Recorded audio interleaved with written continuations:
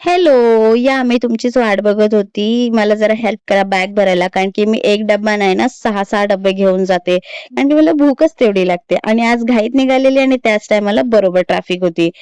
ट्रेनमध्ये तर चढली आणि ट्रेनमध्ये चढल्यावर काय मस्त हवा लागत होती. पण त्याचा काहीच फायदा नाही. कारण की स्टेशनला उतरल्यावर मला एवढं चालत जावं लागतं ना, की मी पूर्ण घामाघूम झालेली. आज काम तर जास्त केलं कारण की त्यामुळे मला शूट नाही करायला भेटलं. संध्याकाळी निघाली आणि सरळ बोरिवली स्टेशनला पोहोचली.